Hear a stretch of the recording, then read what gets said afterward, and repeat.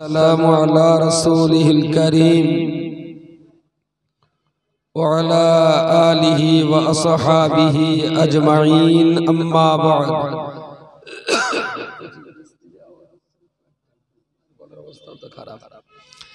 أعوذ بالله من الشيطان الرجيم أفحسبتم أنما خلقناكم عبثا وأنكم إلينا لا ترجعون قال في آية أخرى ولقد كرمنا بني آدم وحملناهم في البر والبحر ورزقناهم من الطيبات قال رسول الله صلى الله عليه وسلم العلم بلا عمل كالسحاب بلا مطر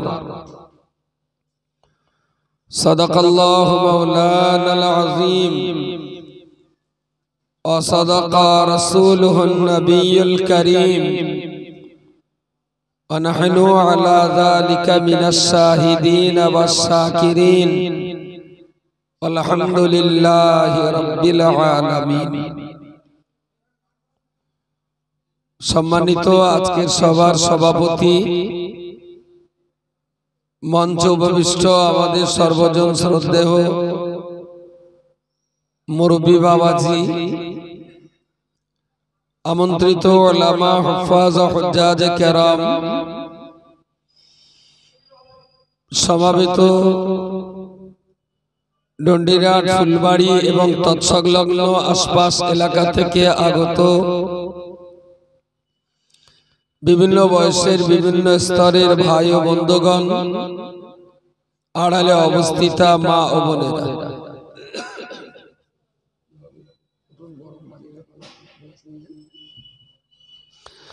আল্লাহ শুকরগুজার হচ্ছি, প্রিয় রাসূলের প্রতি দরুদ ও সালাম নিবেদন করছি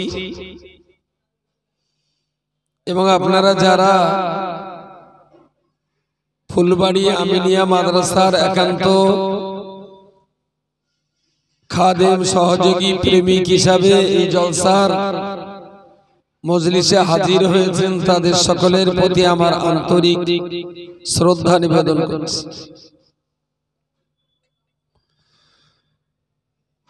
একটা ইসলামী জ্ঞান শিক্ষার পীঠস্থান জাতির জন্য কতটা গুরুত্বপূর্ণ তা আমরা অনেকে জানি, আবার আমরা অনেকে সম্পর্কে খানিকটা মূর্খের স্বর্গে বাস করি।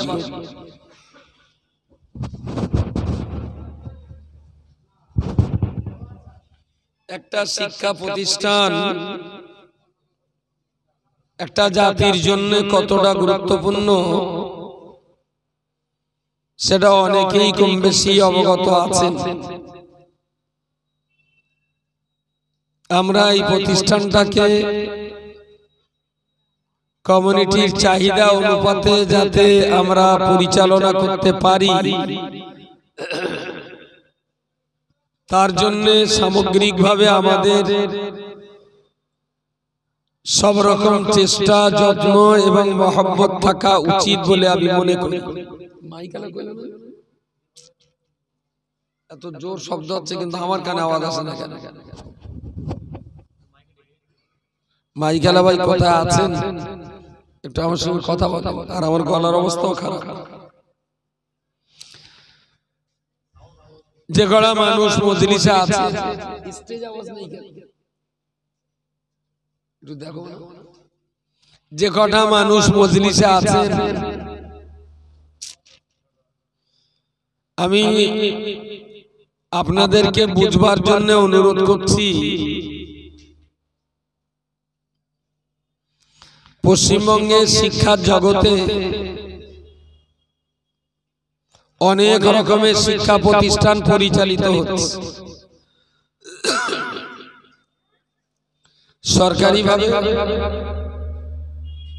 সরকারিভাবে ICDS primary high school, college, university অনেক আছে।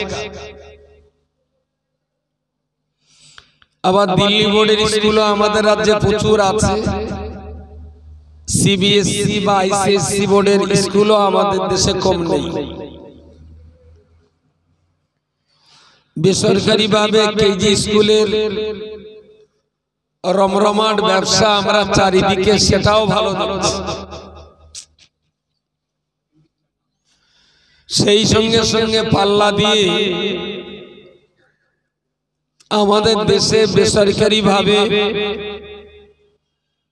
ধর্মীয় শিক্ষার দৃষ্টিভঙ্গিতে মাদ্রাসার সংখ্যাটাও আমাদের দেশে খুব একটা কম না।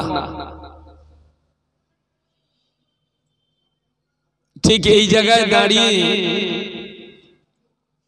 2 কিলোমিটার গোল করে যদি ঘুরে আসি, তা আমার মনে হয় গোটা 10 মাদ্রাসা পাওয়া যায়।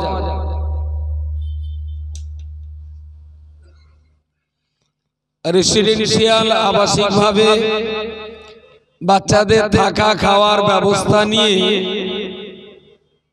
2 কিলোমিটার গোল করে যদি ঘুরে আসা যায়, তা মনে হচ্ছে গোটা 10 মাদ্রাসা হবে। আমার হিসাব কি ভুল হচ্ছে বলে মনে হয়? 10টা হবে না, আর বেশি হয়ে যাবে। এই যে প্রতিষ্ঠানগুলো পরিচালনা, কি হবে ভাই, এই প্রতিষ্ঠানগুলো পরিচালিত হচ্ছে সম্পূর্ণভাবে মুসলিম কমিউনিটির নিজস্ব রক্ত পানি করা পয়সা দিয়ে। এখানে গভর্নমেন্টের কোনো অনুদান, স্যালারি, হোস্টেল চার্জ কিছু দেওয়া হয় না। পুরোটাই সম্পূর্ণরূপে যাকাত, ফিতরা, হাদিয়া, মান্নত, কোরবানিকৃত পশুর চামড়া বিক্রির টাকা, তৎসহ নফল দান, সবটাই মুসলমানদের টাকা দিয়েই এই মাদ্রাসাগুলো পরিচালিত হচ্ছে। কিন্তু মজার ব্যাপার একটা আছে, এইটা যে এই মাদ্রাসাগুলো কোথা থেকে পড়াবে আর কত দূর পড়াবে, আর এই বাচ্চাটা ভবিষ্যৎ কি হিসাবে মাথা তুলে সমাজে দাঁড়াবে, আর এই বাচ্চাটা সমাজকে কি দেবে, এ ব্যাপারে মাদ্রাসাগুলোর কাছে কোনো হিসাব নেই, আর গার্জেনদের কাছে হিসাব তো মোটেই নেই। আমার কথা কি বোঝা যাচ্ছে ঠিকঠাক? শব্দ তো শুনতে পাচ্ছেন, ভাব ভাষা ভঙ্গিমা বুঝতে পাচ্ছেন? হ্যাঁ, পিছনের দিকে আমার কথা বোঝা যাচ্ছে? ওকে, হ্যাঁ, বক্স অফ হয়ে গেছে, হয়তো 2 মিনিট পরে আমিও অফ হয়ে যাব।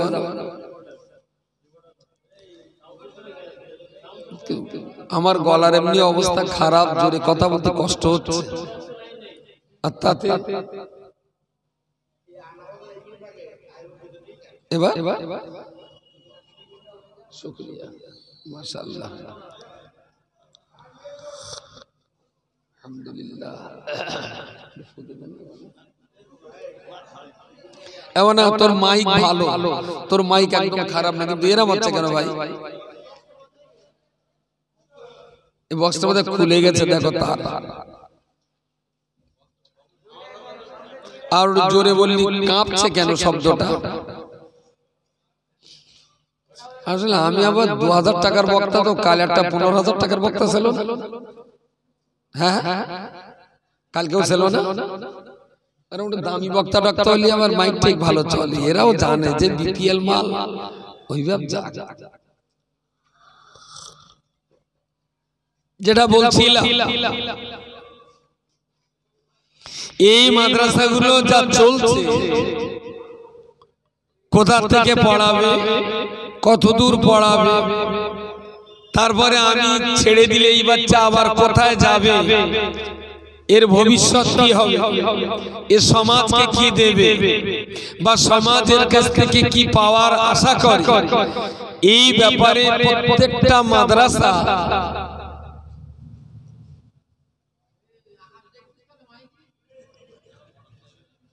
প্রত্যেকটা মাদ্রাসা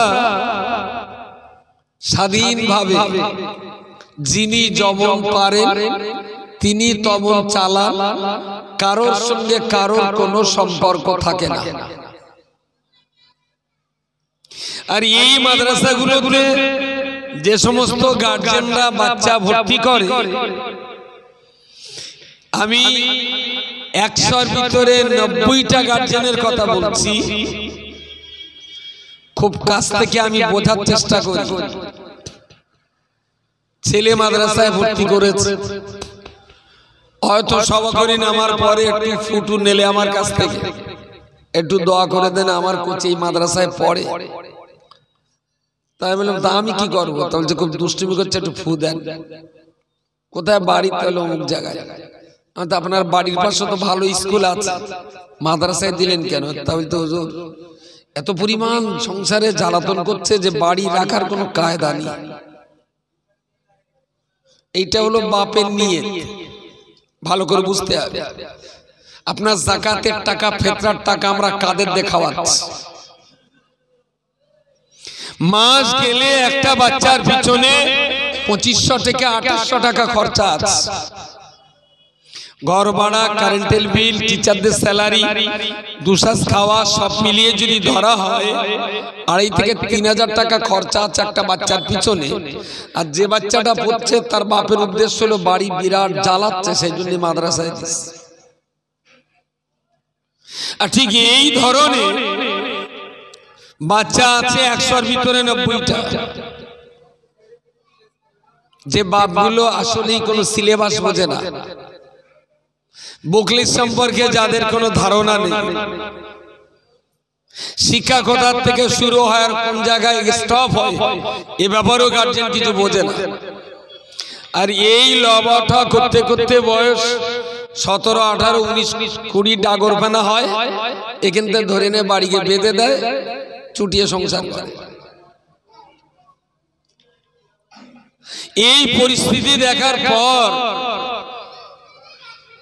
2007 সালে আমরাই ভেবেছিলাম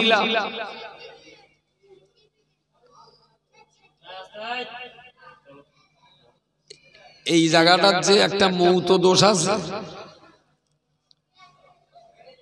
আমার এইবার যদি বলতে মাইক ছেড়ে উঠে যাবে, করছি হ্যালো হুজুর,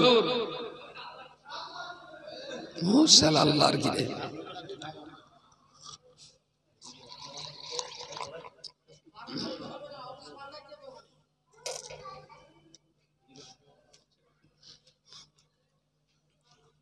যারা স্বেচ্ছাসেবক আছেন, মাদ্রাসার টিচার যারা আছেন, আমি তাদেরকে একটু অনুরোধ করছি যাতে মজলিসটা আমি নিরাপদে দুটো কথা বলতে পারি।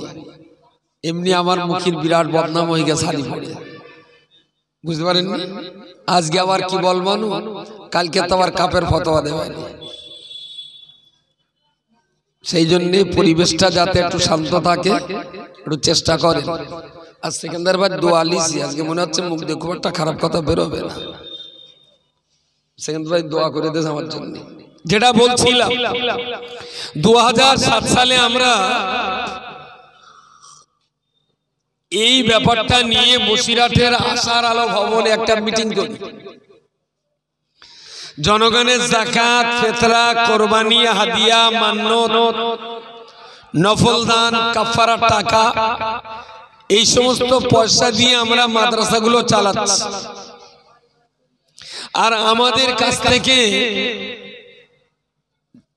অভিভাবকরা যে বাচ্চাগুলো আমাদের কাছে পড়তে পাঠাচ্ছে, জনগণের টাকা এই বাচ্চাদের পেছনে খরচ করছে, বিনিময়ে সমাজ আমাদের কাছ থেকে কি পাচ্ছে এর একটা হিসাব হওয়া উচিত।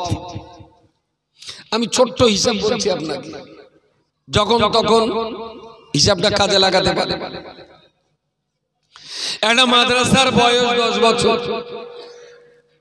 এই 10 বছরে এই মাদ্রাসায় কত বাচ্চা ভর্তি হয়েছে, কত বাচ্চা এই মাদ্রাসার শেষ ক্লাস পর্যন্ত পড়ে বিদায় নিয়েছে, আর কত বাচ্চা মাঝপথে ড্রপ আউট হয়েছে। আর যারা বিদায় নিয়েছে তারা এখন সমাজে কি কাজে ব্যস্ত আছে, কিছু মাথায় গেছে? 4টে জিনিস: কত বাচ্চা ভর্তি করেছি, কত বাচ্চা পড়াতে পেরেছি, আর পড়াশুনো করে যারা ফারেগ হয়েছে তারা এখন কি করছে, আর মাঝপথে যে বাচ্চাগুলো কেটে গেছে তাদের অবস্থা কি। এই 4টে হিসাব করলে তারপরে বুঝবেন যে আপনার মাদ্রাসা চালানোর লাভ হচ্ছে না লস হচ্ছে। কোন মাদ্রাসা হিসাব করে? হিসাব যদি হিসাব করা হয় না তাহলে মনে হবে বোম্বের এই মাদ্রাসাগুলো ভেঙে শেষ করে দেয়। জাতির টাকা সরবরাহ হচ্ছে, কাজের কাজ ফায়দা কিচ্ছু হচ্ছে না। নলকোড়া, সোলাদানা, গজালমারি ইটভাটাগুলো যদি গোনা হয় অন্তত 10টা থেকে 20টা মাদ্রাসায় পড়া ছেলে পাওয়া যাবে। যাবে না? যাবে না কেন রে ভাই? জনগণ তো যাকাত ফিতরার টাকা দিয়ে মাদ্রাসা চালায়, ইট ভাটার ভ্যান ঠেলার জন্য না। জনগণ তো যাকাত ফিতরা কোরবানির টাকা দেয় যারা কোরআনের পৃষ্ঠা ঠেলবে, যারা ইসমা ফিকা আকায়েদের মশলা নিয়ে ঠেলাঠেলি করবে। ইট ভাটার ভ্যান টানানোর জন্য তো যাকাত ফিতরার পয়সা জনগণ মাদ্রাসায় দেয় না। এই বাচ্চাগুলো কেন ইট ভাটায় গেল? আবার এর ভিতরে কেউ কেউ পুরো হাফেজ আছে, কেউ 10 পারা 15 পারা হাফেজ আছে, ইটভাটায় কাজ করে যাচ্ছে। আমার কাছে রিপোর্ট আছে, ভালো পড়াশোনা করতো মাদ্রাসায়, হঠাৎ একটা দেখা যাচ্ছে সে এখন বোম্বে ঘর রং করছে, ওয়াল পেন্টারের কাজ করছে। আর সেলাই কাজে যে কত আছে তার কোনো ইয়াত্তা নেই। সেলাই কাজ। প্রশ্ন আমার এই জায়গাটা, আমরা টাকা তুলি, হাত পাতি, কোরআন হাদিসের কথা বলি, জনগণ বিশ্বাস করে, 2 হাত ভরে টাকা দেয় মাদ্রাসার জন্য।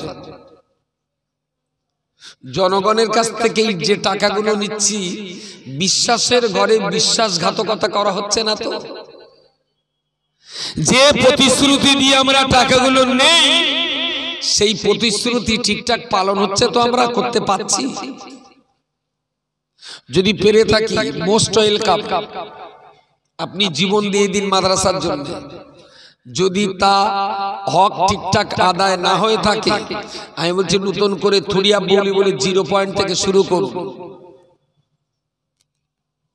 অধিকাংশ মাদ্রাসা কমিটি খোদার কাছে ধরা পড়বে, অধিকাংশ মাদ্রাসা কমিটি আল্লাহর কাছে এই জন্যই ধরা পড়বে যে 2টো টাকা তসরুফ হচ্ছে, সেটা আমার কাছে বড় কথা না, কিন্তু তার চাইতে অনেক বড় সর্বনাশ হচ্ছে। নিষ্পাপ ছোট্ট ছোট্ট মানব সন্তান শিশুগুলো সর্বনাশ হচ্ছে। যে মাদ্রাসাগুলো অটো আর টোটোয় 3টে-4টে বাচ্চা তুলে দিল আর সারা দিন ধরে কালেকশন করল, এই বাচ্চাগুলোর ভবিষ্যৎকে একটু বলবেন?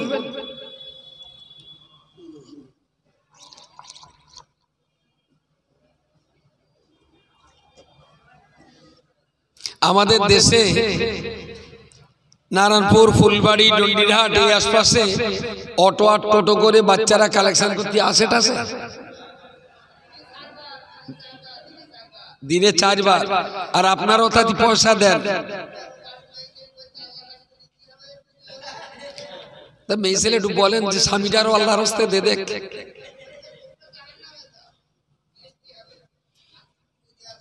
অন্যায় করা যা, অন্যায় কাজে সাহায্য সহযোগিতা করাটাও।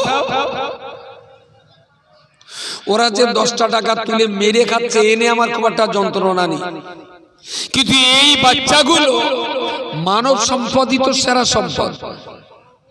একটা বাচ্চা হয়তো আলেম হতে পারত, হয়তো হাফেজ হতে পারত, কিন্তু আমাদের ব্যর্থতা, আমাদের দোষের কারণে যদি সেই বাচ্চাটা হতে না পারে, এর জন্য কতটা দায়বদ্ধতা খোদার কাছে আমাদের থাকবে।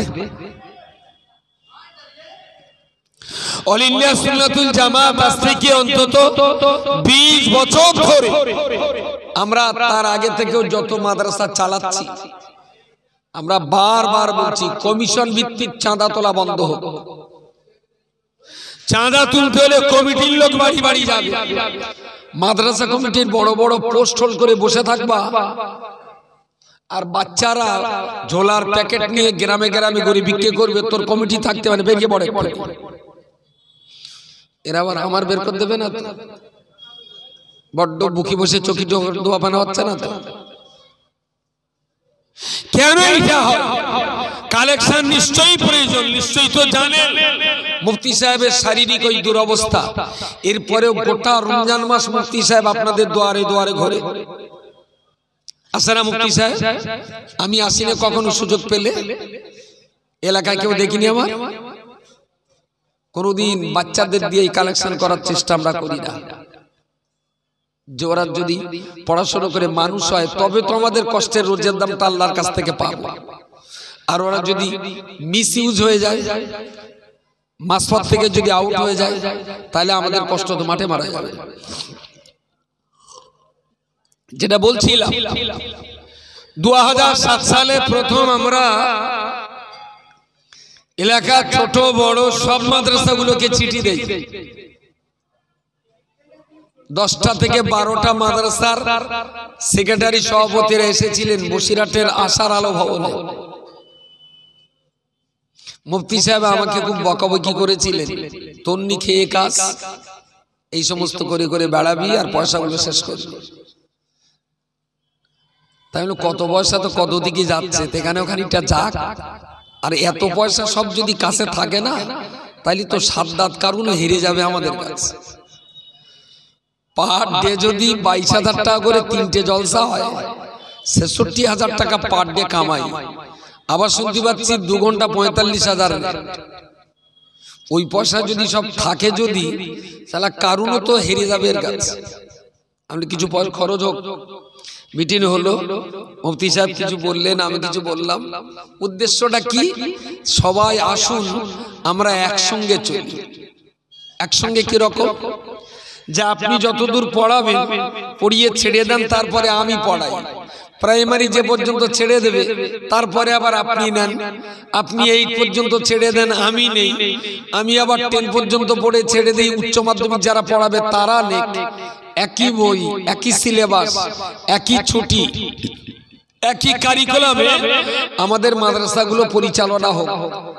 তাহলে আমরা হয়তো সমাজকে কিছু আলেম হাফেজ মাওলানা উপহার দিতে পারবো।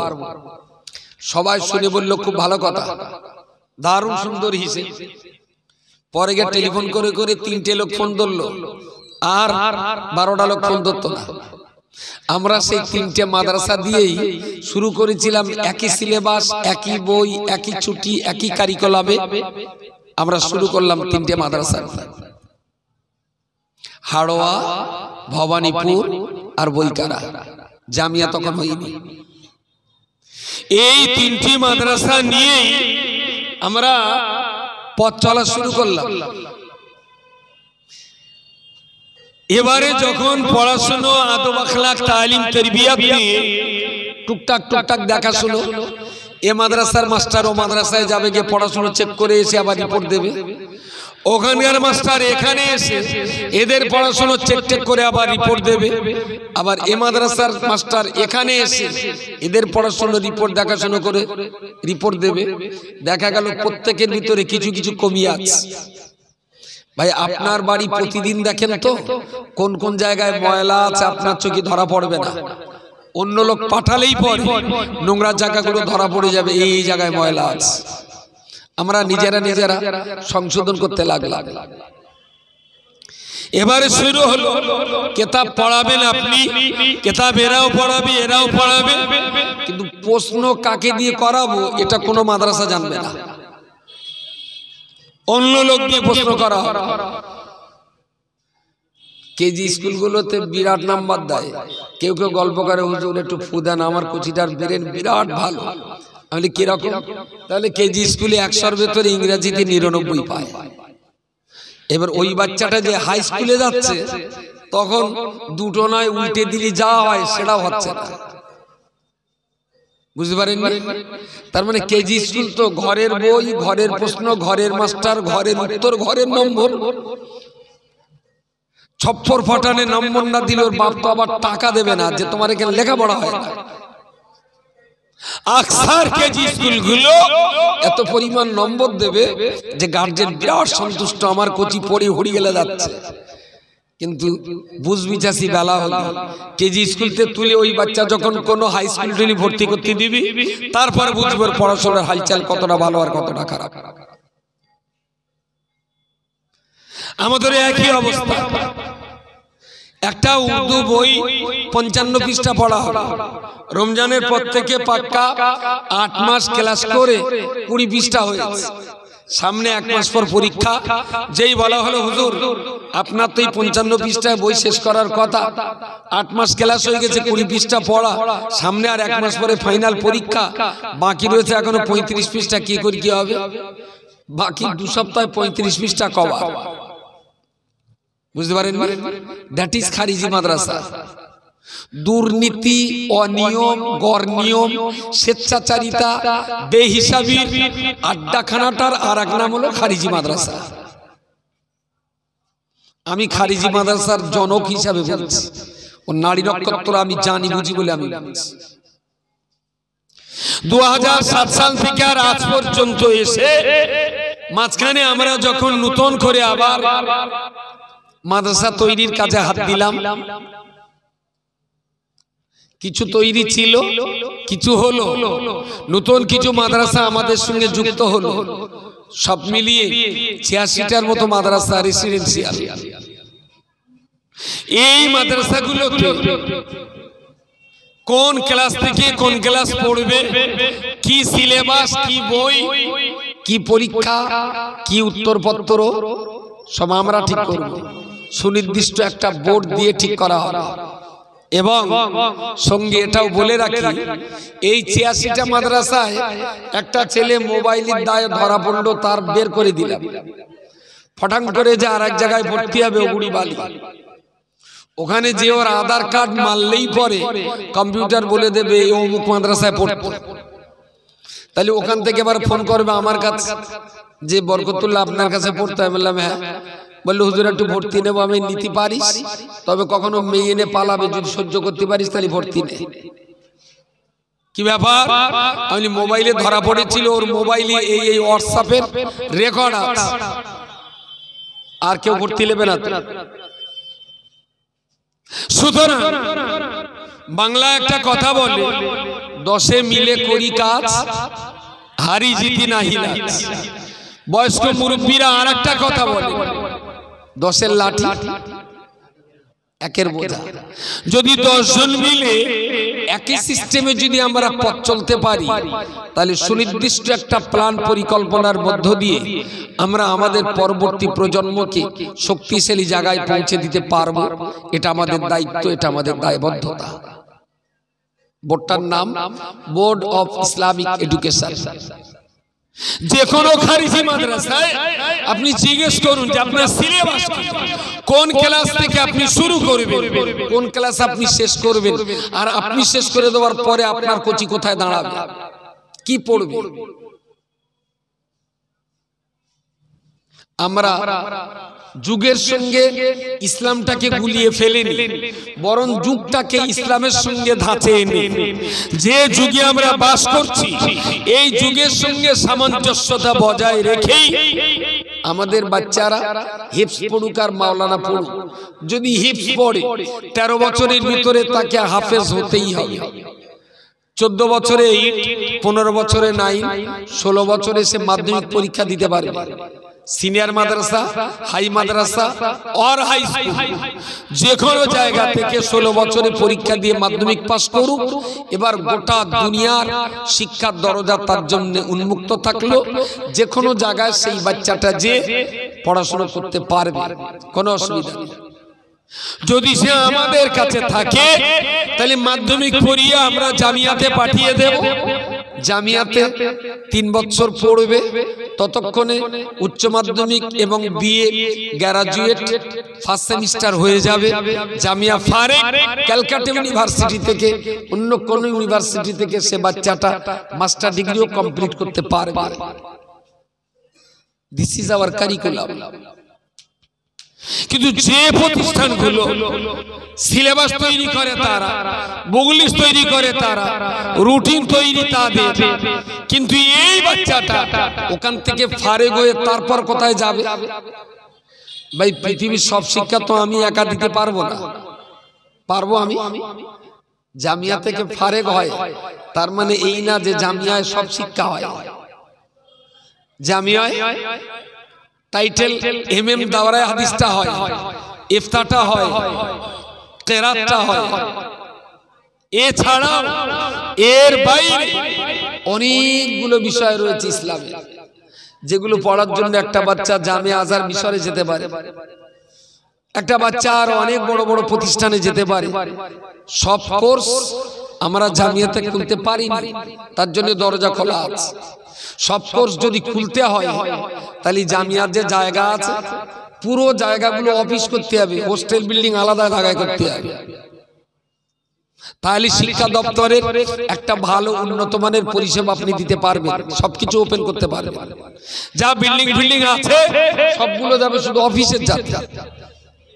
তাও যে ভালো হবে আমি তা বলতে পারছি না। আল্লাহ পাকের বান্দা মনে রাখুন, আমি এত সময় ধরে বলতে চেয়েছি, একটা প্রতিষ্ঠান চালাতে গেলে, প্রতিষ্ঠান পরিচালনা করতে গেলে 4টে শ্রেণীকে অত্যন্ত সতর্ক হতে হবে। প্রথমত যারা প্রতিষ্ঠান পরিচালনা করবে তাদের যত্নবান হতে হবে। দ্বিতীয় নম্বর যারা শিক্ষা দেবে তাদের অত্যন্ত যত্নবান হতে হবে। 3 নম্বর যে গার্জিয়ান বাচ্চা দেবেন তাকে যত্নবান হতে হবে। 4 নম্বর যে বাচ্চাটা পড়াশোনা করবে তাকেও পড়াশোনা নিয়ে যত্নবান হতে হবে। ম্যানেজমেন্ট কমিটি, টিচার, গার্জিয়ান এবং স্টুডেন্ট যারা একটা মাদ্রাসা মেইনটেনেন্স করবেন, ম্যানেজমেন্ট করবেন, তাদেরকে অনেক পড়াশোনা করতে হয়, তাদেরকেও পড়তে হয়। তারা যদি ঠিকঠাক মতন পড়াশোনা না করে, বাচ্চারা পড়তেছে না শুধু দুলতেছে, কমিটির লোক ঘোড়ার ডিম বসবে। মাদ্রাসা চালাতে গেলে বাচ্চা যতটা পড়বে ম্যানেজমেন্ট কমিটির লোকজনদেরও পড়তে হয়। কেউ আরবিটা পড়ুক, কেউ ইংরেজিটা পড়ুক, কেউ উর্দু পড়ুক, কেউ ভূগোলের ম্যাপ পাবুক, কেউ অঙ্কটা কষুক। তাহলে তো কমিটির লোক যখন তখন ইচ্ছা করে ক্লাসের ভিতরে যে দেখে নিতে পারে যেই কোচিটা 7-এ পড়ছে কিন্তু এই অঙ্কটা পাচ্ছে না কেন মাস্টার মশাই? আপনার তো স্যালারি বাকি নেই ভাই। একটা বোমলাই দিলাম এই জায়গাটায় মারবাটা বোমলাই। আচ্ছা আমি কি ঘোড়ার ঘাস কাটছি এখানে বলেন দিন? কথাগুলো যে এরা শুনলে একটু পাল্টাবে বা আমার কথাগুলো যে একটু কাজে লাগবে আমার মনে হচ্ছে না লাগবে না। পাকা রাস্তায় কপির দানা ছড়ানো বেলা হচ্ছে। এই করলে হবে না, দয়া করে একটা চেয়ার নিয়ে ওখানে বসে। আর হুজুরা কোথায় গেছে? শিক্ষক মানসার হুজুরা কোথায়? হুজুরগুলো কোথায়? সব অফিসে কি ডিম তা দিচ্ছে? পাবলিকের সঙ্গে তো তাদের দেখা করতে হবে। গার্জেনরা কথাবার্তা বলতে পারে। একটা 3rd মানুষ তিনিও জিজ্ঞেস করতে পারেন ভাই কোন ক্লাস পর্যন্ত চলছে। কোন মুরগির মতন ঘরে থাকলে হয়? টিচাররা বাইরে আসবে, পাবলিকের সঙ্গে যত কমিউনিকেশন যোগাযোগ ভালো হবে, মাদ্রাসার পরিচালন ব্যবস্থা তত উন্নত হবে। হুজুররা যারা ভিতরে আছেন আমি মঞ্চে ডাকছি, আল্লাহর রাস্তায় একটু বাইরে আসুন।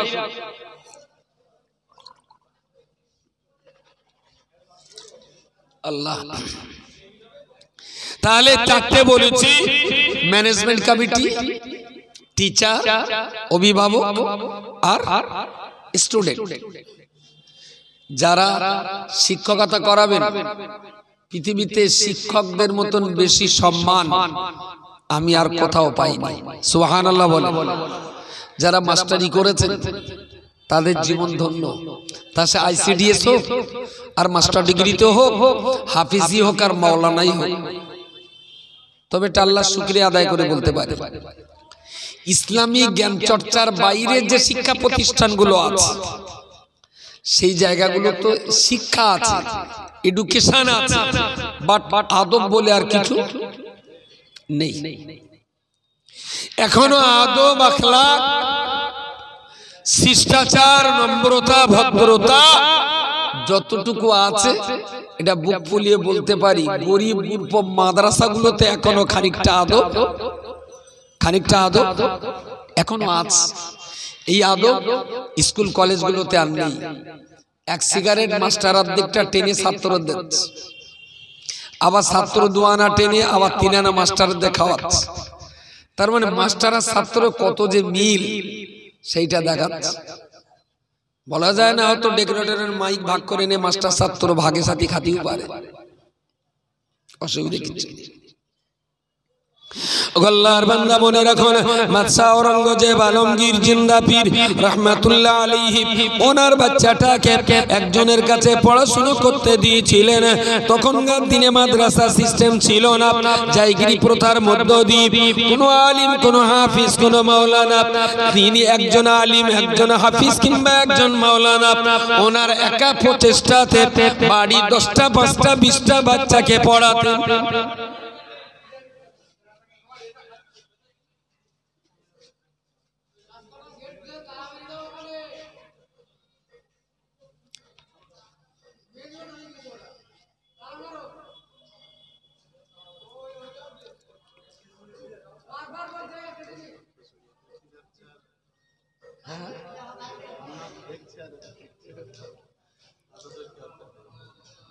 ভাই যারা দাঁড়িয়ে রয়েছেন যদি একটু আল্লাহর রাস্তায় বসতেন আমি একটু শান্তি পেতাম। সেই তো দাঁড়িয়ে দাঁড়িয়ে শুনছেন, দেখি অনেক সময় শুনছেন, একটু বসেন আল্লাহর রাস্তায়, বসেন। গেটের সামনে যারা আছেন সবাইকে আমি বসতে বলছি, বসে। কি বলছিলাম যেন?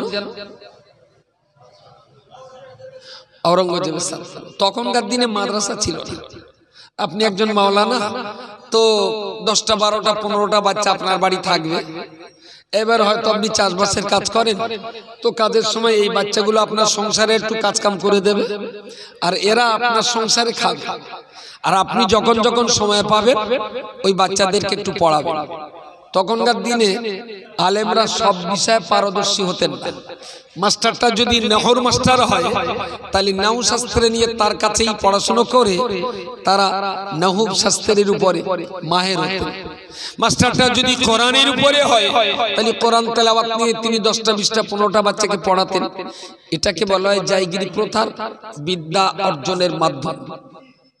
সেদিন মাদ্রাসা ছিল না, ব্যক্তিগত প্রচেষ্টাতেই প্রত্যেকটা আলেম ওলামা হাফেজ মাওলানা ব্যক্তিগত প্রচেষ্টাতে এইভাবেই বাচ্চা কাচ্চাদের লেখাপড়া শেখানো। দিন কিন্তু এইভাবে এসেছে। বাদশা আওরঙ্গজেব ওনার ছাত্রকে, ওনার ছেলেকে দেশের একজন হাফেজের কাছে দিয়েছেন যে আপনি তো পড়াশোনা করাচ্ছেন, তা আমার কোচিটাও আপনার কাছে থাক, আপনি তো আমার কোচিটার পড়াশোনা করাবেন। ভালো। আওরঙ্গজেব কোথাও যাওয়ার পথে মনে হলো কোচিটা রয়েছে, একটু দেখা করে যাই। তা দূর থেকে আসছেন আর দূরের থেকে দেখতে পাচ্ছেন যে আমার কোচি বন্যা করে পানি ঢেলে দিচ্ছে আর হুজুর উজু করছে। এখন হুজুরও তখন আওরঙ্গজেবকে দেখেন, ছেলে পানি ঢালছে, হুজুর হাত দিয়ে নিজের পা ধুয়ে উজু শেষ করছে। এরকম অবস্থাতেই আওরঙ্গজেব হুজুরকে যেমন দেখেছে, তারপরে হুজুর আবার আওরঙ্গজেবকে দেখে ফেলেছে। ভালো। এখন মাস্টারের তো 1.5 টাকা মাস থেকে শুরু হয়ে গেছে যে রাজার ছেলে আমার পায়ে পানি ঢেলে দিচ্ছে, ও তো দেখে তো ফেলেছে, আমি যা বুঝতে পারছি। তা মনে মনে দোয়া আজ্জা ছিল সব পড়ছে। একটা টাইমে বাদশা আওরঙ্গজেব দেখে শুনে ছেলে কেমন আছে কথাবার্তা বলে যাওয়ার সময় বলে যাচ্ছেন যে কালকে আপনি একটু আমার দরবারে আসবেন। কার? মাস্টারের। মাস্টার তো টেনশন হচ্ছে যে রাজার ছেলে হাতে করে পানি ঢেলে দিলে আর সেই পানিতে পা ধুলাম, কিছু তো একটা আমাকে করবেই। আচ্ছা ঠিক আছে, যা করে করুক, দিনের শেষে আমি হলাম তার বাচ্চার মাস্টার, আমার ইজ্জত কেউ না দিলেও আল্লাহ আমার সম্মানিত করেছেন, বলুন সুবহানাল্লাহ। মাস্টার মোটামুটি একটা বুক বেঁধেছে, আমি তো মাস্টার, সে রাজার ছেলে হলেও আমার ছাত্র, ঠিক আছে যাই না দেখি কি হয়। औरंगजेब তাকে ডেকে যা নাস্তা পানি গরিবানা মতে দেওয়ার দিলেন, খেয়ে পরে বললেন আমার কচিটা না আপনার কাছে আর রাখবো না, কিছু মনে করবেন না, আমি কচিটার একটু অন্য জায়গায় অন্য কোনো মেজাজ রাস ঝগড়াঝাটি, শুধু বললেন আমার কচিটা না আপনার কাছে আর পড়াবো না। তা হাফেজ সাহেব বললেন যা পানা সে আপনার কচি যদি না পড়ান আমি তো জোর করে নিতে পারবো না, তবে যদি একটু বলতেন আমার ত্রুটিটা কি, তাহলে আমি হয়তো সংশোধন হয়ে যেতাম। তা বলছে আমি ছেলেটা না আপনার কাছে দিয়েছিলাম একটু আদব, একটু আদাব, একটু শিষ্টাচার, নমনীয়তা, ভদ্রতা শিক্ষা দেওয়ার জন্য, কিন্তু আমার ছেলে আপনার কাছে অভদ্র তৈরি হচ্ছে, সেই জন্য আপনার কাছে যাবে না। তা বলছে আপনার ছেলে কি অভদ্র আচরণ করেছে? তা বলছে কালকে যে পানি ঢেলে দিচ্ছিল আপনার পায়ে, আমি তো এইরকম ছেলে চাই না, তা যে ক্ষমা করুন, আপনি কি রকম ছেলে চান যদি একটু বলেন, আমি চেষ্টা করব। বাদশাহ औरंगजेब रहमतुल्लाह আলাইহি হাফেজ সাহেবকে লক্ষ্য করে বললেন, হাফেজ সাহেব আপনি কোরআনের হাফেজ বেনেছেন, আমার সাথে আমার ছেলেকে আপনার কাছে আল্লাহ পাকের কোরআন তেলাওয়াতের জন্য দিয়েছি, আপনি ওযু করবেন, আমার ছেলেটা পানি ঢেলে দেবে, আপনি আপনার হাত দিয়ে আপনার পা পরিষ্কার করছেন, তাহলে আমার ছেলে কি এমন আদব শিখলো? আমার জানটা বড় ঠান্ডা হয়ে যেত, আমার বাচ্চাটা যদি ডান হাত দিয়ে পানি ঢেলবে আর ডান হাত দিয়ে যদি আপনার পাটা ধুইয়ে দিত, তবে বুঝতাম আমার ছেলেটা মানুষ তৈরি হয়েছে। সুবহানাল্লাহ বলে, আরে জোরে বলে। বলো ছেলে পানি ঢেলছে আর আপনি নিজে নিজে পা ধুয়ে দিচ্ছেন, আমার ছেলে আপনার কাছে আদব শিখবে না, বেয়াদব তৈরি হবে। ও চোখের সামনে মাস্টার হাত দিয়ে নিজের পা ধুচ্ছে, অথচ ও একটু ধুইয়ে দিল না আপনার পা, আমার ছেলে আপনার কাছে পড়বে না, অন্য জায়গায় দেবে। আমি কার কথা বলছি? বাদশা এক্ষুনি যদি মুসলমান পাড়ার মেম্বারদের যে দশা, যদি মাস্টারের কাছে গিয়ে দেখে আমার ছেলে মাস্টারের পায়ে পানি ঢেলে দিচ্ছে, মেম্বারের আচরণটা কেরাম হবে বলে মনে হয়? বলেন বলেন আচরণ। আবার মেম্বারও তো এখন আল্লাহর রহমতে লেখাপড়ায় তো কম না, মোটামুটি 9 ক্লাস কম, হায়ার সেকেন্ডারি পাস। লেখার কি গুরুত্ব, লেখাপড়ার কি গুরুত্ব সে বুঝবে। এই আদব, এই আখলাক, এই তালিম, এই শিষ্টাচার, এই সভ্যতা এখনো যতটুকু আছে, এটা আমরা এই ছোটখাটো ভাঙাচোরা মাদ্রাসাগুলোতে আশা করতে পারি। এতটুকু শিষ্টাচার আর ভদ্রতা স্কুল কলেজগুলোতে এখন আর নেই নেই। প্রিয় শ্রোতা মণ্ডলী, মনে রাখুন নবী মুহাম্মদুর রাসূলুল্লাহ সাল্লাল্লাহু আলাইহি ওয়াসাল্লাম তিনি তো হাদিস শরীফের ভিতরে এসেছে, সাহাবীগণ তাকে জিজ্ঞেস করছিলেন, লিমা বুইস্তা ইয়া রাসূলুল্লাহ, কেন আপনি দুনিয়াতে আগমন করেছেন? নবী আমার জবাব দিয়ে বললেন, ইন্নামা আনা বুইস্তু মুআল্লিমা। ও বাবা সাহাবী, আল্লাহ পাক রব্বুল আলামিন এই দুনিয়ার জগৎ সংসারে আমি মুহাম্মদকে আল্লাহ মাস্টারি করতে পাঠিয়ে দিয়েছেন। জোরে বলুন সুবহানাল্লাহ। বুইস্তু মুআল্লিমা, আমি এসেছি মাস্টারি করতে, আর জগতে যত মানুষ আছে এরা সবাই আমার ছাত্র, এরা সবাই আমার ছাত্র। প্রিয় শ্রোতা মণ্ডলী, যে কথা বলতে বলতে এত দূর পর্যন্ত চলে এসেছি।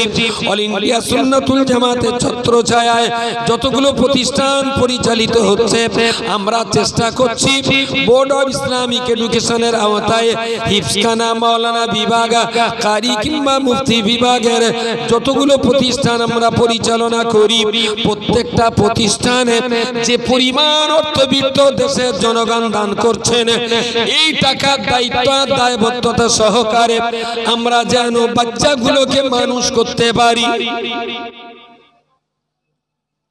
গতবার থেকে পরীক্ষার খাতা দিয়েছি।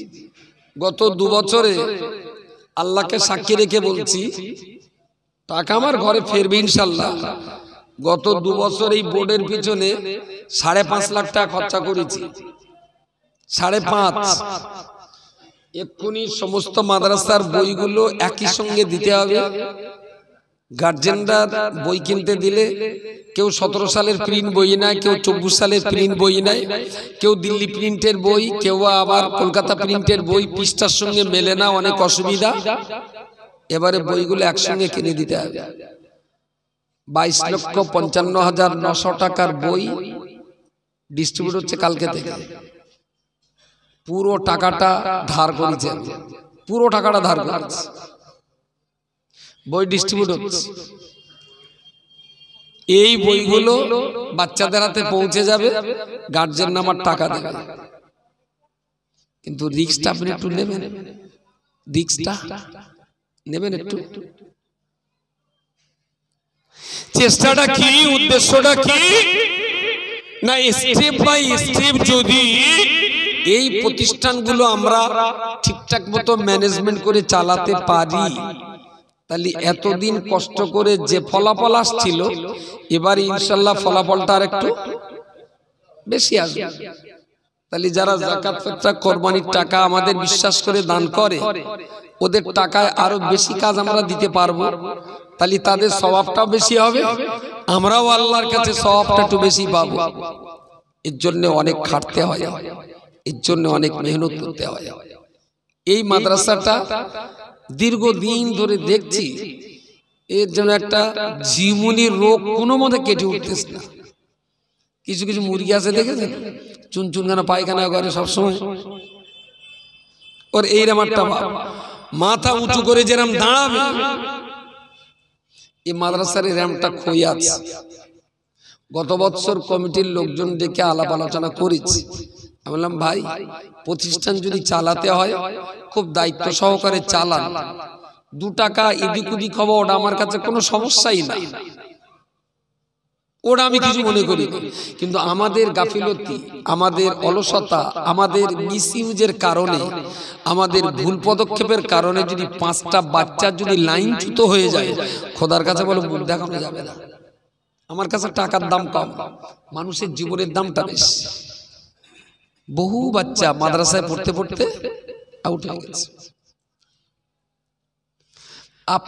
আপনি তো গার্জেন, আমার মনে হয় গার্জেনদের নিয়তের ভিতরে ভেজাল আছে। জিজ্ঞেস করবেন এক এক করে, ভাই ছেড়ে দিলে কেন? ওই তো বলবে ও শুধু লোকের মাথায় মারধর করে, বিরাট জ্বালাচ্ছে, ওর মার সঙ্গে দুবেলা ঝগড়া করতেছে। এইরকম বাচ্চা আছে তো 80%। আর 2-10টা যা একটু ভালো আছে, ভাই তার ছেলে মাদ্রাসায় দেওয়া হয়। আমি ছেলে মাদ্রাসায় দিছি পরকালে যাতে আল্লাহর কাছে একটু শান্তি পাই। নিয়তটা কি ভালো আছে? কথা বলে, নিয়তটা কি খারাপ আছে? নিয়তটা ভালো নিয়ত। সত্যি কি মাদ্রাসায় বাচ্চা পড়াশোনা করালেও পরকালে শান্তি পাবে? ইলমে দ্বীন শেখার উদ্দেশ্য কি সত্যি সত্যি এইটা? ভুল কথা। খলিফা নুরউদ্দিনের রাজত্বকালে ইরাক প্রদেশে যখন খলিফা নুরউদ্দিনের রাজত্বকালে মাদ্রাসা নিজামিয়া যখন পরিচালিত হচ্ছে, ওই রকম অবস্থাতে বাদশা নুরউদ্দিন মাদ্রাসা নিজামিয়া পর্যবেক্ষণ করার জন্য চলে গেলেন। উনি লক্ষ্য করে ঘুরে ঘুরে তিনি দেখছেন মাদ্রাসার বাচ্চা কাচ্চা পঠন পাঠন পড়াশোনা উন্নতি অবনতির বিষয়গুলো খতিয়ে দেখছেন। নিচের তলা দেখতে দেখতে একটা টাইমে তিনি উপরের তলায় চলে গেলেন। উপরের তলার বাচ্চা কাচ্চাদের বহু ছেলেদের সঙ্গে কথা বললেন, কেন তুমি মাদ্রাসায় এসেছো, কেন তুমি হাফেজ তৈরি হবে, কি জন্য তুমি মাওলানা তৈরি হবে। তারা যা উত্তর দিয়েছে সুলতান সালাহউদ্দিন তাতে সন্তুষ্ট নন, সন্তুষ্ট না। জি এত টাকা খরচা করে এত টাকা মাদ্রাসা চালিয়ে এ বলছে আমি ভালো আলেম হয়ে ওয়াজ নসিহত করবো, ও বলছে আমি একটু তাবিজ লিখবো, এ বলছে মসজিদে নামাজ পড়াবো, ও বলছে আমি খতম পড়াবো। যা উদ্দেশ্য বেকার হয়ে গেল। খুব দুশ্চিন্তা। কেউ কেউ বলেছে তাতে ওনার পোষায়। উপরে সিঁড়ি থেকে ঘুরে নেবে, একদম নামতে যেয়ে দেখলেন সিঁড়ির নিচে টিমটিম করে জ্বলা এক আলোর বাতিতে, বাতির আলোয় একটা বাচ্চা ঘাড় গুজে পড়িয়ে যাচ্ছে। সুবহানাল্লাহ একটু জোরে বলেন, পড়িয়ে যাচ্ছে। সুলতান সালাহউদ্দিন আইয়ুবী নুরউদ্দিন এদিক থেকে ঘুরে ওর পিছনে যে দাঁড়িয়ে বলছেন, কে গো বাবা তুমি সিঁড়ির নিচে পড়ছো? কোনো উত্তর নেই, পড়িয়ে যাচ্ছে। কিছুক্ষণ পর আবার বললেন, কি গো আমি একটু জানতে চাচ্ছি তুমি কে, এখানে পড়াশোনা করছো কে? কোনো উত্তর নেই। ঘুরে মাথা হ্যাট করে নিচু একটু সাইডে যে পিঠে হাত দিয়ে বলছেন, কি গো কচি আমি কখন থেকে তোমার ডাকছি, আমার সঙ্গে একটু কথা বলো। ওই বাচ্চা ছেলেটা ওই রকম অবস্থাতে একটা বার চোখটা তাকিয়ে ওনার মুখটা দেখে নিলেন, আবার কেতাবের দিকে মুখ দিলেন, ওই দিকে মুখ দিয়ে বলতে লাগলেন, ও আল্লাহর বান্দা কে আপনি এসেছেন জানি না, আমার পরিচয় কেন জানতে চাইছেন জানি না, আপনার সঙ্গে কথা বলার সময় নেই। একদিকে যখন খ্রিস্টান জাতের মানুষেরা ইসলাম সর্বনাশ করার জন্য উঠে পড়ে লেগেছে, আর একদিকে তখন ইহুদি জাতের মানুষেরা ইসলামকে সর্বনাশ করে দিচ্ছে। গোটা দুনিয়া জুড়ে যখন ইসলাম আর কোরআনের শত্রুতা করে তারা ইসলাম আর কোরআনের প্রতিরোধ করার জন্য লড়াই সংগ্রাম করছেন, আমি সেই রকম সময়েতে কোরআন হাদিসের টুকরোগুলো নিয়ে জ্ঞান চর্চা করছি। ওরা চাইছে ইসলাম বন্ধ করে দেবে, আমি চাইছি ইসলামকে জিন্দা রেখে দেব। ওরা চাইছে কোরআন বন্ধ করে দেবে, আমি চাইছি কোরআনকে জিন্দা রাখার জন্য। যে যুগে ইসলামের শত্রুরা ইসলামের বিরুদ্ধে লড়াই করছে, আমি সেই যুগে ইসলামটাকে জিন্দা রাখার জন্য এই সিঁড়ির নিচে বসে বসে এখন গবেষণা করেই চলেছি। আপনার মতো ব্যক্তির সঙ্গে কথা বলে সময় নষ্ট করতে রাজি নই।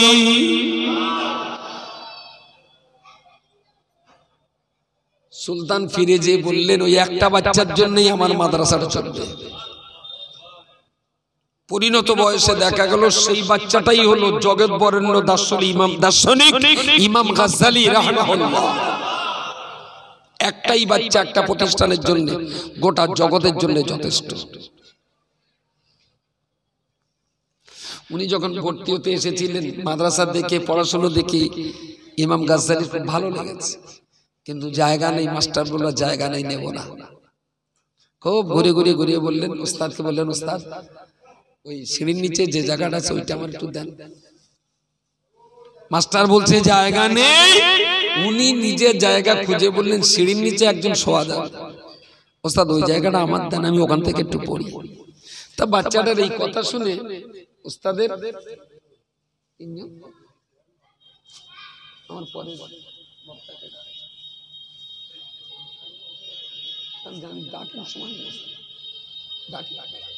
তো পরের বক্তাকে হুজুর, পরের বক্তা হ্যাঁ মুফতি সাহেব আছেন, বাহ ভালো ভালো। ও তো একটু ফোন টোন করে, তিনি আসছেন কিনা।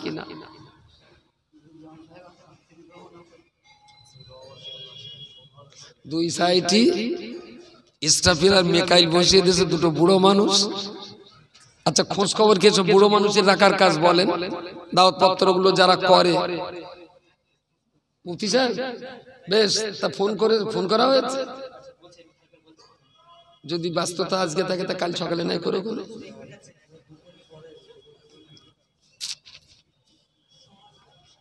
গোপাল ভাঁড়ের মতন গোপাল ভাঁড়ের মেয়ে বলতে আব্বা পেটে তো বাচ্চা, কখন যে ব্যথা উঠবানি, তা আমি তো ঘুমিয়ে পড়তেছি, ব্যথা উঠলি তুমি একটু ডেকে দিও। এর অবস্থা তাই, এর কখন ব্যথা উঠবে গোপাল ভাঁড়ের ডেকে দিতে হবে। ইমাম গাজ্জালী রাহমাহুল্লাহ বললেন কোথাও যদি জায়গা না হয় সিঁড়ির জায়গাটুকুখানে আমাকে দেন। প্রিন্সিপাল ছোট্ট বাচ্চা ছেলেটার ইলমের প্রতি এত ভক্তি, ইলমের প্রতি এত মহব্বত, এত ভালোবাসা দেখে সেই জায়গাটাই দিয়ে দিলেন। আর সেই সিঁড়ির তলা থেকে পড়তে পড়তে তিনিই হলেন জগৎ বরেণ্য দার্শনিক ইমাম গাজ্জালী রাহমাতুল্লাহ আলাইহি। ইলমে দ্বীন হাসিল করার মূল লক্ষ্য উদ্দেশ্য পরকাল জাহান্নাম থেকে বাঁচা নয়, আল্লাহ দ্বীনের ইলমটা পৃথিবীতে জাগ্রত আর জীবন্ত করে রাখা। যে বাপ বলেছে ছেলে পড়াতে দিছি পরকালের জন্য, তারও নিয়ত ঠিক নেই, শালা মাল মারবে আর কি, ছেলেরা হাফেজ করে ও জান্নাতে যাবে। আরে ইলম অর্জন করার আসল লক্ষ্য তো এটাই যে এই দ্বীন, এই কিতাব, এই কোরআন, এই হাদিস আমার ছেলে পড়বে, দেশের জনগণকে আমার ছেলে পড়াবে, দ্বীন জিন্দা হবে, পৃথিবীতে ইসলাম জিন্দা হবে, ইসলামের স্প্রেড হবে, ইসলামের পরিব্যাপ্তি ঘটবে, পৃথিবীর কোণে কোণে ইসলাম পৌঁছে যাবে। এই জন্য আমি আমার বেটাকে ইসলামের জ্ঞান শিক্ষা করার জন্য মাদ্রাসায় দিয়েছি। বাপেরও নিয়তে ঠিক নেই, বাচ্চা কাচ্চা মানুষ হবে কি করে। এবারটা নিয়েছি, আল্লাহ যদি রাজি থাকে সামনে বছর থেকে বাচ্চা যেদিন অ্যাডমিশন টেস্ট হবে তার 1 ঘন্টা আগে বাপ আর মার অ্যাডমিশন টেস্ট হবে।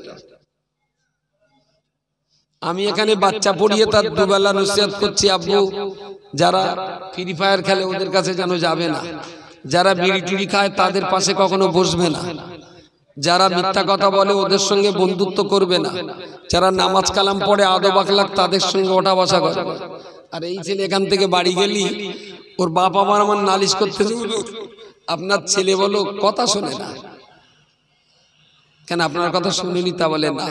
কোচেরি জিজ্ঞেস করছিস তোর আব্বা বলে তো কথা শুনিস না? তাহলে সব কথা শুনি, একটা কথা শুনিলে কি ব্যাপার? তাহলে তো আব্বা বিড়ি আনতে বললি আনি না, এই জন্য আব্বা বিরাট রেগে গেছে আমার উপরে। বাপ মাদ্রাসায় পড়া বাচ্চাটারে বিড়ি আনতে বলেছে, ছেলে বলেছে সব আনবো, ওইটা পারবো না। ওই বাপটা আমার কাছে নালিশ করছে যে ছেলে বেয়াদব তৈরি হচ্ছে, আমার কথা শোনে না। আচ্ছা ওই বাপটারে কোন কোপাদে কোপালি তাইলে কোপার ইজ্জত বাঁচবে? কোপার দার উল্টো পিঠ শেষ করতে হবে সব বাপ। আর সেই সব বাচ্চা যদি মাদ্রাসায় ভিড় করে, আর সেই সব বাপ যাদের কোনো ওলাদাবার জ্ঞান নেই, শুধু দেয় দেখে আর ডাগর পানা হলে বাড়িয়ে নেবে দেবো, এটা কি ডাগর করার গোডাউন? বাচ্চা ভর্তি নেওয়ার সময় যেমন চালন দিয়ে ছেঁকে নেব, আমি 500 বাচ্চা পড়িয়ে 10টা মাওলানা করব না, আমি 10টা বাচ্চা পড়িয়ে 10টাকেই মাওলানা পর্যন্ত নিয়ে যাব। ব্যবসায় একটা জিনিস বলে লাভ আর লস মাল কেনার মুখে, তাই না? মাদ্রাসার কষ্ট মেহনতের সফলতা আর ব্যর্থতা বাচ্চা ভর্তির মুখে। এবছর যে কত বাচ্চা কাচ্চা ভর্তি নিতে পারিনি, গার্জেনরা আমাকে প্রচুর গাল দিচ্ছে। গাল মানে প্রচলিত ভাষায় গাল দেয়নি, তবে খুব দুঃখ করেছে। আমার খুব নেয়ার ইস্তার বাচ্চাটা পাস করতে পারি। আমি বললাম ভাই আমার তো পড়াতে হবে, আপনার মেয়ে যদি আমি পড়াতে না পারি তাহলে আমি ভর্তি নেবো কেন? তার মানে অ্যাডমিশন টেস্ট করে আমরা সেই মতো নিয়েছি। ধরুন খাদিজা যা বাচ্চা নিয়েছি 100-র ভিতরে 40 পেতেই হবে, তাহলে খাদিজা লোক। তারপরে যে মাদ্রাসাগুলো লো লেভেলে সেখানে আবার বাচ্চা নিয়েছি 100-র ভিতরে 38, 37, 35, এইভাবে মোটামুটি বাচ্চা নেওয়া হয়েছে। বহু বাচ্চা ভর্তি হতে পারে। পরিষ্কার কথা বলছি, বেগুন 20 টাকা কিলো। আমি মার্কেট দেখে দেখে ভালো করানো বলো খারাপ করানো? কথা বলেন, কথা বলেন। তাহলে ভালো বেগুন থাকা সত্ত্বেও টাকা দেখেও একই রকম দাম দেখেও কানা বেগুন কেনে। তামার সমাজে যখন ভালো ভালো ছাত্রী আছে, ছাত্র আছে, তাহলে জাকাত পত্রের পয়সা খাইয়ে খাওয়াবো, তাহলে কানা বেগুন কিনবো কেন? আমি ভালো ভালো বেগুন কিনবো। সুতরাং গার্জেন আমাকে যত চাই করুক না কেন, আর মাদ্রাসাগুলো না, এরা কি বলবো, যেই ফোন করে, ও হুজুর আমার ছেলেটা আপনার ওখানে পরীক্ষা দেওয়ার, বাচ্চাটা নেন, তাহলে মাতিন সাহেবের বলো, ও লোক বলিল ভালো। তার মানে এরা ঠিক ধরে করে আমার গাড্ডায় ফেলে দেবে। এক বল যে ভাই অ্যাডমিশন টেস্টে ফেল করেছে, আমাদের এই নিয়ম, তোমার কিছু পাস করতে পারিনি, সেই জন্য নিতে পারছি না। এর একদম সুরান বলে দিচ্ছে, ও লোকের বলো, ও লোক বললি লেলো। তার মানে একটা একটা করে গার্জেনগুলোর বোঝাতেই তো আমার বুক দিয়ে রক্ত উঠে গেছে কথা। কিন্তু আমি আমার জায়গা ছাড়িনি, আমি 1 ইঞ্চি জায়গা ছাড়িনি, আর একটা বাচ্চাও আমি এলাও করিনি। কেউ বলতে পারবে না যে একটা ফেল বাচ্চা আমি এলাও করেছি। আমি জানি এ প্রতিষ্ঠানকে যদি জায়গায় আনতেই হয়, একটা জায়গায় কিন্তু আমার কষ্ট হতেই হবে। ধরুন এই মাদ্রাসাটা আমার ডালিতে হবে, লে নিলুম ভাই, আমার ডালিতে হবে, লে নিলুম।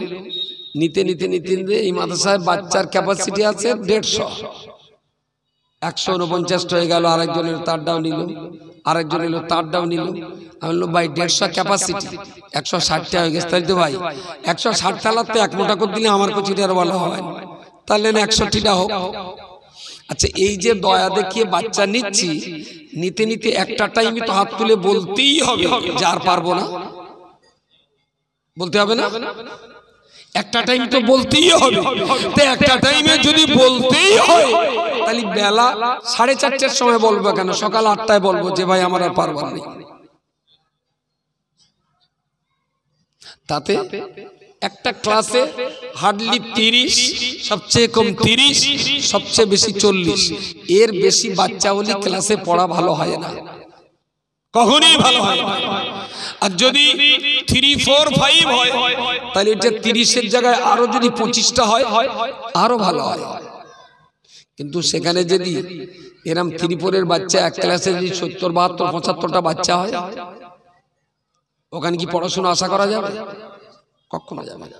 সুতরাং বোর্ড অফ ইসলামিক এডুকেশন একটা সুন্দর নিয়মের মধ্য দিয়ে আমরা পরিচালনা করার চেষ্টা করছি। মাদ্রাসার দায়িত্বটা গত বছর থেকে নিয়েছি, গত বছর থেকে আমরা দায়িত্ব নিয়েছি, কিন্তু মাদ্রাসায় এখনো পূর্ণ মাত্রায় আমাদের সিস্টেম ইমপ্লিমেন্ট করতে পারিনি, চেষ্টায় আছি। এবছর থেকে পূর্ণ মাত্রায় সমস্ত সিস্টেম এখানে ইমপ্লিমেন্ট হবে। আমি ক্লিয়ার কাট বলছি, জান প্রাণ খুলে প্রতিষ্ঠানে টাকা দিন। সামনে 1 বছরে যদি রেজাল্ট ভালো করে, সামনে বার এসে বলবো রেজাল্ট এই, আপনারা আরো টাকা দিন।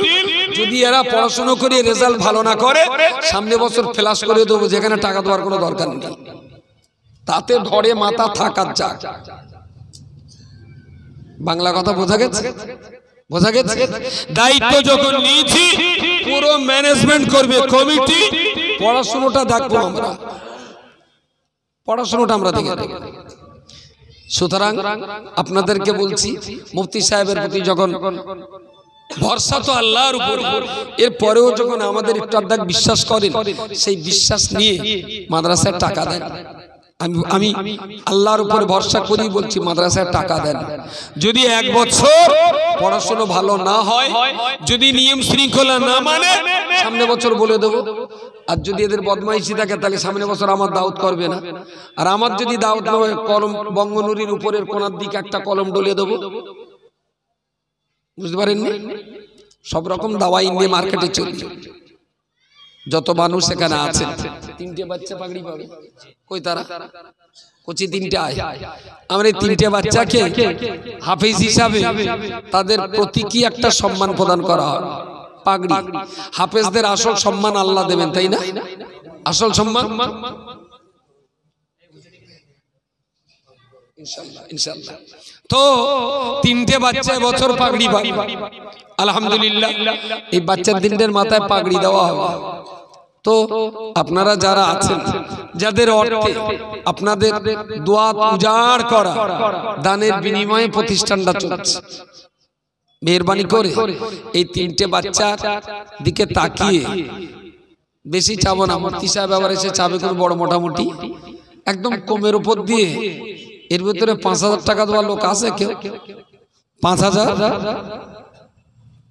আচ্ছা 5,000 হোক, 2,000 হোক আর 1,000 হোক, আমার এই তিনটে কোচির জন্য তিন রকম ভাবে তিনজন কিছু একটু পয়সা দেন দিন, কেডা দেবেন? যদি কাছে নাও থাকে পরে নাই দেবেন। এই সাহেব কেডা দেবেন? যদি তিনজন 2,000 করে দেন তার তিনজন 6,000 দেন। যদি না পারেন তাহলে তিনটে ভাই অন্তত 1,000 করে তিনটে বাচ্চার হাতে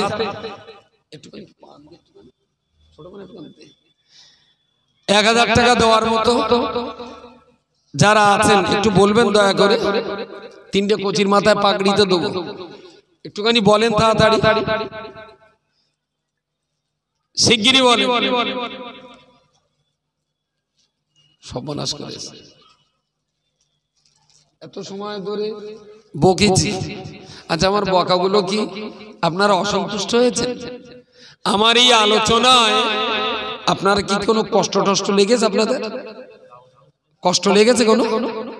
তা যদি না লাগে আল্লাহর রাস্তে মাদ্রাসাটা একটা বছর চলবে কিভাবে ভাই? কিছু কিছুটা আল্লাহর রাস্তে দেন।